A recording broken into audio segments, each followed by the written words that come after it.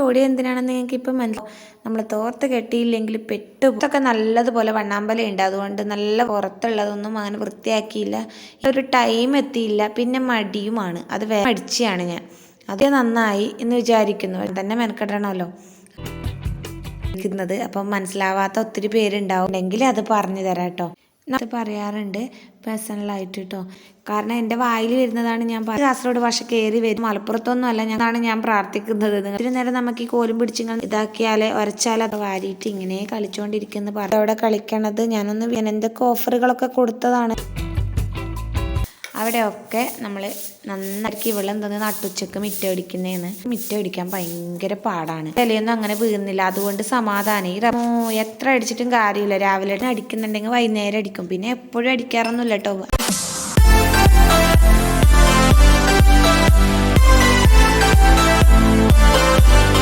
Hello friends, എല്ലാവർക്കും പുതിയൊരു വീഡിയോയിലേക്ക് സ്വാഗതം.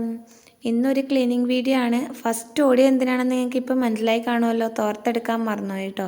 ഇന്ന് എന്തായാലും വണ്ണാമ്പല തട്ടലാണ് എൻ്റെ മെയിനായിട്ടുള്ള ജോലി. അപ്പോൾ നമ്മൾ തോർത്ത് കെട്ടിയില്ലെങ്കിൽ പെട്ടുപോകും. ചൂടാണെന്നൊന്നും പറഞ്ഞിട്ട് കാര്യമില്ല, മൊത്തമായിട്ട് പൊടി പോകും. പുറത്തൊക്കെ നല്ലതുപോലെ വണ്ണാമ്പലയുണ്ട്. അതുകൊണ്ട് നല്ല വൃത്തിക്ക് തന്നെ തട്ടിക്കൊടുക്കണം. ജനലിനാണെങ്കിലും ജനലിൻ്റെ ഉള്ളൊക്കെ നമ്മൾ നല്ല വൃത്തിയാക്കിയിട്ടുണ്ട്. പക്ഷേ പുറത്തുള്ളതൊന്നും അങ്ങനെ വൃത്തിയാക്കിയില്ല. എപ്പോഴും വിചാരിക്കും കേട്ടോ വന്ന ശേഷം വൃത്തിയാക്കണം എന്ന്. അതിനുള്ളൊരു ടൈം എത്തിയില്ല, പിന്നെ മടിയുമാണ്. അത് വേറെ കാര്യം. ഭയങ്കര മടിച്ചിയാണ് ഞാൻ. അതുകൊണ്ട് എനിക്ക് തോന്നണം ഒന്ന് വൃത്തിയാക്കണം എന്ന്. അപ്പോൾ കുറച്ച് ദിവസമായിട്ട് ഒന്ന് വൃത്തിയാക്കി കിട്ടിയ നന്നായി എന്ന് വിചാരിക്കുന്നു. പക്ഷേ ആരും അതിന് വേണ്ടിയിട്ട് മെനക്കെടുന്നില്ല. അപ്പം ഞാൻ തന്നെ മെനക്കെടണമല്ലോ. അതുകൊണ്ട് ഞാൻ തന്നെ പുറപ്പെട്ടിട്ടുണ്ട്.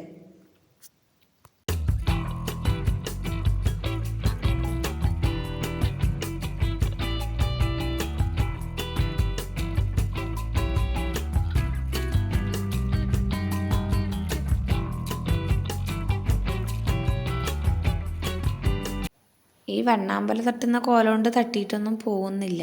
അതിന് ശേഷം ഞാൻ എന്ത് ചെയ്തു, മാച്ചി എടുത്തിട്ട് ഒന്ന് അടിച്ചു കൊടുത്തു. മാച്ചി ആകുമ്പോൾ പെട്ടെന്ന് ഇളകി പോകുന്നുണ്ട് കേട്ടോ. ഈ വണ്ണാമ്പല എന്നൊന്നും പറഞ്ഞാൽ മനസ്സിലാകാത്തവരുണ്ടായിരിക്കും അല്ലേ. എട്ടുകാലിൻ്റെ വലേനെയാണ് കേട്ടോ നമ്മളങ്ങനെ പറയണത്. ഞങ്ങളുടെ കാസർഗോഡ് സ്റ്റൈൽ അങ്ങനെയാണ് അത് പറയണത്. എനിക്ക് ആരോ കമൻ്റ് ഇട്ടിട്ടുണ്ടായിരുന്നു, ഈ വണ്ണാമ്പല എന്നെല്ലാം പറഞ്ഞാൽ എന്ത് സാധനം എന്നൊക്കെ പറഞ്ഞിട്ടുണ്ടായിരുന്നു. കളിയാക്കിയതാണോ അല്ല അവർക്ക് അറിയാത്തതുകൊണ്ട് അവർ പറഞ്ഞതാണോ എന്ന് എനിക്കറിയത്തില്ല. എന്നാലും അറിയാത്തവർക്ക് വേണ്ടിയിട്ട് ഞാൻ പറയാണ്, എട്ടുകാലിൻ്റെ വലേനെയാണ് ഞങ്ങൾ വണ്ണാമ്പല എന്ന് പറയുന്നത് കേട്ടോ. പിന്നെ എട്ടുകാലിനെയാണെങ്കിൽ വണ്ണാത്തൻ എന്നൊക്കെ പറയും.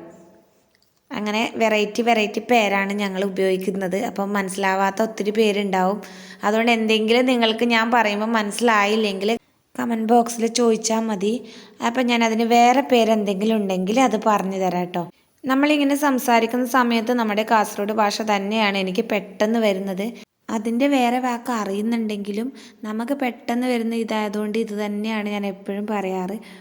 പലരും എൻ്റെ അടുത്ത് പറയാറുണ്ട് പേഴ്സണലായിട്ട് കേട്ടോ, നീ എന്തിനാണ് കുറച്ച് കാസർഗോഡ് ഭാഷയും കുറച്ച് മോടിയെല്ലാം പറയുന്നതെന്ന്. അങ്ങനെയല്ല പറയുന്നത്.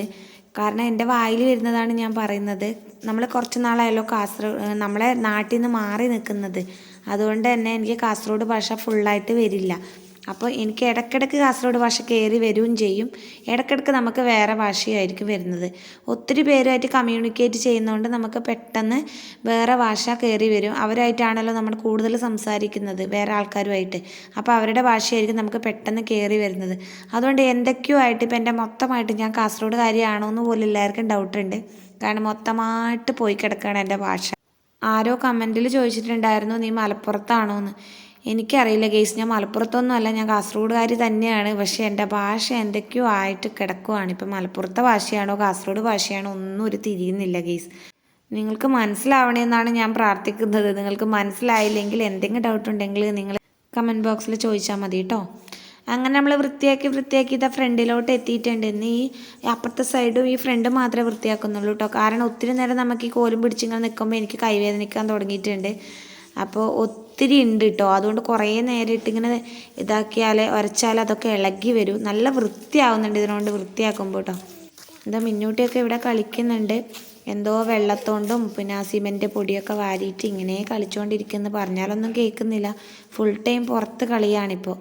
പൂജ ഉണ്ട് കേട്ടോ അവിടെ കളിക്കണത്. ഞാനൊന്ന് വീഡിയോ എടുക്കാൻ പറഞ്ഞിട്ട് അവൾ കേട്ടില്ല. പിന്നെ ഞാൻ സെൽഫി സ്റ്റിക്കൊക്കെ വെച്ചിട്ട് അഡ്ജസ്റ്റ് ചെയ്തിട്ട് എടുത്തുകൊണ്ടിരിക്കുകയാണ് ഞാൻ. എന്തൊക്കെ ഓഫറുകളൊക്കെ കൊടുത്തതാണ്, പക്ഷേ ഒന്നിലും വീണില്ല ഗൈസ്. പിന്നെ ഞാൻ തന്നെ സെൽഫി സ്റ്റിക്കൊക്കെ വെച്ചിട്ട് എടുക്കാമെന്ന് വിചാരിച്ചു. ഒരാൾ വീഡിയോ എടുക്കുമ്പോൾ ഒരു സന്തോഷമാണ്. എന്നെ ഹെൽപ്പ് ചെയ്യാൻ എൻ്റെ സെൽഫി സ്റ്റിക്ക് മാത്രമേ ഉള്ളൂ.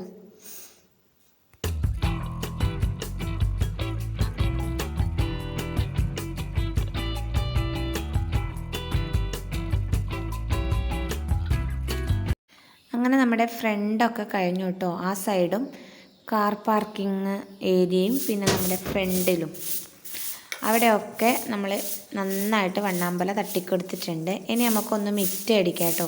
ഇപ്പം ഏകദേശം ഒരു 11 മണിയൊക്കെ ആയി. ആരെങ്കിലും കണ്ടാൽ വിചാരിക്കും ഇവളെന്തെന്ന് നട്ടുച്ചക്ക് മിറ്റടിക്കുന്നതെന്ന്. നമ്മുടെ നാട്ടിലൊക്കെ രാവിലെ മിറ്റടിക്കും കേട്ടോ. എനിക്ക് മിറ്റടിക്കാൻ ഭയങ്കര പാടാണ്. കാരണം നമുക്ക് ആടെയൊന്നും മിറ്റടിക്കണ്ടല്ലോ. ഇവിടെ വന്നിട്ടാകുമ്പോൾ മിറ്റടിക്കാൻ ഭയങ്കര കഷ്ടപ്പാടാണ്. മടി പിടിച്ച ഒരു പണിയാണ് ഈ മിറ്റടിക്കൽ. പിന്നെ ഇപ്പോഴാണെങ്കിൽ റബ്ബറിൻ്റെ ഇലയൊന്നും അങ്ങനെ വീഴുന്നില്ല, അതുകൊണ്ട് സമാധാനം. ഈ റബ്ബറിൻ്റെ ഇല ആകുമ്പോൾ എപ്പോഴും അടിക്കണം കേട്ടോ. ഇപ്പം ആണെങ്കിൽ റബ്ബറിൻ്റെ ഇലയെല്ലാം പച്ച ഉണ്ട്. അല്ലെങ്കിൽ ഉണങ്ങിയിട്ട് ആ വീഴുന്ന സമയത്ത് എൻ്റെ അമ്മോ എത്ര അടിച്ചിട്ടും കാര്യമില്ല. രാവിലെ അടിച്ചാൽ വൈകുന്നേരം അടിക്കണം, വൈകുന്നേരം അടിച്ചാൽ രാവിലെ അടിക്കണം. ഇതന്നെ പണി. ഞാൻ ഈ രാവിലെ മിറ്റടിക്കാനേ നിൽക്കലില്ല. ഞാൻ അടിക്കുന്നുണ്ടെങ്കിൽ വൈകുന്നേരം അടിക്കും. പിന്നെ എപ്പോഴും അടിക്കാറൊന്നുമില്ല കേട്ടോ. ആ മുറ്റത്ത് അങ്ങനെ ഇപ്പോൾ റബ്ബറിൻ്റെ ഇല വീഴാത്തതുകൊണ്ട് വലിയ കാട്ടമൊന്നുമില്ല. പിന്നെ കാട്ട അങ്ങനെ എന്തെങ്കിലും പുള്ളറായിട്ട് ഇട്ടെങ്കിൽ അതെല്ലാം പറക്കിയിട്ട് വേസ്റ്റ് കൊണ്ടിടും. പിന്നെ എപ്പോഴെങ്കിലും അടിക്കും കേട്ടോ. 2-3 ദിവസത്തേക്ക് ഒരിക്കൽ ഞാൻ അടിക്കലില്ലു. അങ്ങനത്തെ പരിപാടിയാണ്. ഇപ്പോൾ 2-3 ദിവസം ആയി തോന്നുന്നു അടിച്ചിട്ട്. അപ്പോൾ ഞാൻ വിചാരിച്ചു വണ്ണാമ്പലൊക്കെ തട്ടിയിട്ടാകുമ്പോൾ ഒന്ന് അടിക്കാമെന്ന്. അങ്ങനെ അടിക്കുകയാണ്. വെയിലും ആയി കേട്ടോ. 11 മണിയെല്ലാം ആകുമ്പോൾ ഇവിടെ ഭയങ്കരമായിട്ട് രാവിലെ ആകുമ്പോഴത്തേക്ക് വെയിൽ തന്നെ മുറ്റത്ത്. അപ്പോൾ അത് നല്ല വെയിലും ഉണ്ട് ഇപ്പോൾ. എന്നാലും ഒന്ന് അടിക്കാം, എന്തായാലും തുടങ്ങിയില്ലേ. ഇനി മിറ്റം അടിച്ചിട്ട് തന്നെ മതിയാക്കാമെന്ന് വിചാരിച്ചു. എന്തായാലും തുടങ്ങിയതല്ലേ. അപ്പോൾ മുമ്പിലെല്ലാം നല്ല വണ്ണാമ്പെല്ലാം തട്ടിയപ്പോൾ നല്ല വൃത്തിയാണ്. അപ്പോൾ മിറ്റും കൂടി അടിച്ചാൽ നല്ല അടിപൊളിയായിരിക്കും എന്ന് വിചാരിച്ചിട്ട് ഒന്ന് അടിച്ചുകൊണ്ടിരിക്കുകയാണ് കേട്ടോ.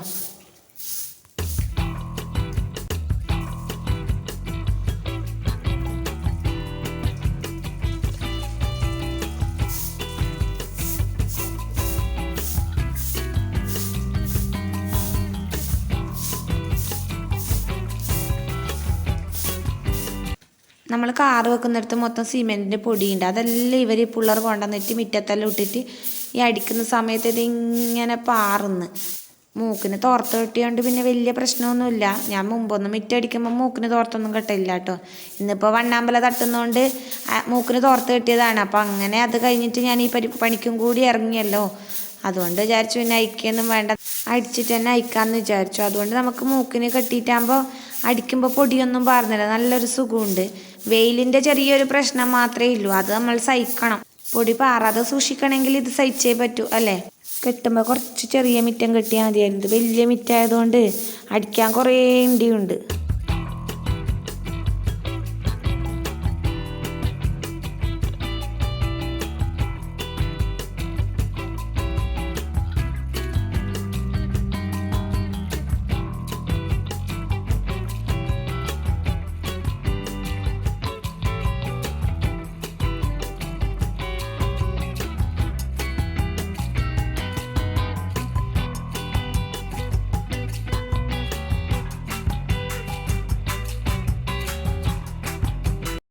അങ്ങനെ മിറ്റമെല്ലാം അടിച്ചിട്ട് നമ്മൾ നേരെ കാർ പാർക്കിങ്ങിലേക്ക് എത്തിയിട്ടുണ്ട്.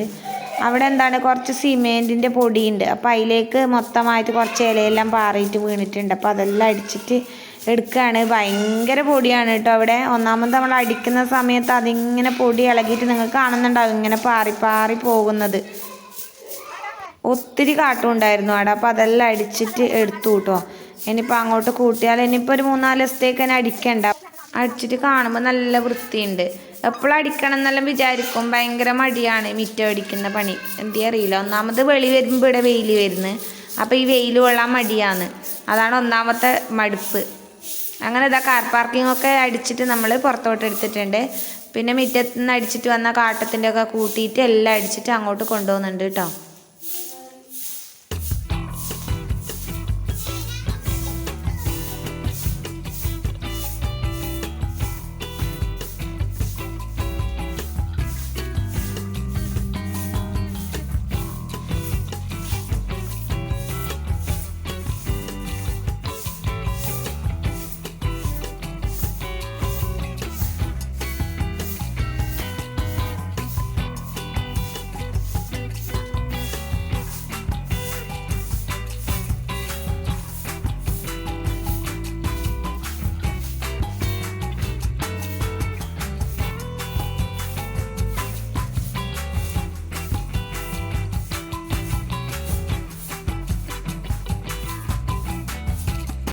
അങ്ങനെ നമ്മുടെ മിറ്റടിക്കലും വണ്ണാമ്പല തട്ടലും ഒക്കെ കഴിഞ്ഞു കേട്ടോ. ഇനി ബാക്കിയുണ്ട് വണ്ണാമ്പല തട്ടിന് 2 സൈഡും പുറകിലെ ഭാഗവും ഒക്കെ ഉണ്ട്. അപ്പോൾ അടുത്ത വീഡിയോയിൽ അതൊക്കെ കാണാം കേട്ടോ. ഈ വീഡിയോ ഇഷ്ടപ്പെട്ടാൽ ലൈക്ക് ചെയ്യാനും സബ്സ്ക്രൈബ് ചെയ്യാനും മറക്കരുത്. നിങ്ങളുടെ അഭിപ്രായങ്ങളൊക്കെ കമൻറ്റ് ബോക്സിൽ അറിയിക്കണം. ഇഷ്ടപ്പെട്ടാൽ ഉറപ്പായിട്ടും ലൈക്ക് ചെയ്യണേ.